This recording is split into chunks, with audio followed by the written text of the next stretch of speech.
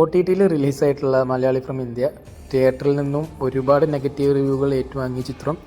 ആ സമയങ്ങളിൽ സോഷ്യൽ മീഡിയകളിലൊക്കെ ചർച്ച വന്ന സമയത്ത് ഞാനൊക്കെ വിചാരിച്ചിരുന്നു പൊതുവെ ഷാരിസ് അല്ലെങ്കിൽ നമ്മൾ ഡിജോ ചെയ്യുന്നൊരു പടത്തിനുണ്ടാവുന്ന ആ ഒരു നെഗറ്റീവ് ഉണ്ടല്ലോ, അവരുടെ മുൻ ചിത്രമായ ജനഗണമന വെച്ച് നോക്കുമ്പോൾ അവരുടേതായ ഒരു രാഷ്ട്രീയം പറയാറുണ്ട്. ആ രാഷ്ട്രീയത്തിൻ്റെ പേരിലുള്ള ഒരു നെഗറ്റീവ് റിവ്യൂ ആയിരിക്കുമെന്നാണ് ഞാൻ വിചാരിച്ചിരുന്നത്. പക്ഷേ OTTയിൽ ഇറങ്ങിയതിന് ശേഷം കണ്ടപ്പോൾ ഞാൻ ഈ ചിത്രത്തെക്കുറിച്ച് കൂടുതലൊന്നും പറയുന്നില്ല.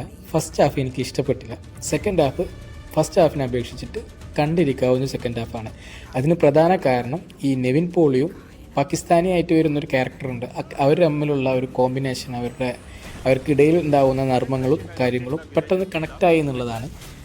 ഫസ്റ്റ് ഹാഫ് ഒട്ടും സൈക്കബിൾ ആയിരുന്നില്ല. നമ്മുടെ ധ്യാനും നിവിനും കൂടിയുള്ള ഒരുപാട് സീക്വൻസ്, പിന്നെ മ്യൂസിക്കാണെന്നുണ്ടെങ്കിലും പോരായിരുന്നു. അല്ലെങ്കിൽ ആ ഒരു പ്രതീക്ഷിച്ച അത്ര ഒരു നല്ല ഒരു സംഭവം കിട്ടിയില്ല നമുക്ക് ആ ഒരു ചിത്രത്തിൽ നിന്ന്.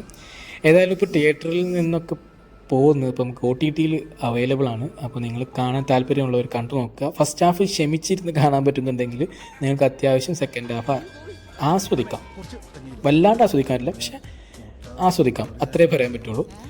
ഏതായാലും കണ്ടവർ അഭിപ്രായം പറയുക, കാണാത്തവർ OTT പ്ലാറ്റ്ഫോമുകളിൽ അവൈലബിൾ ആണ്, നിങ്ങൾ കാണുക. ഓക്കെ, സോണി ലെവിലാണെന്ന് തോന്നുന്നു. വരുന്നു. ഇത്ര പെട്ടെന്ന് ഞാൻ പഠിക്കുന്ന ഓർത്തില്ല.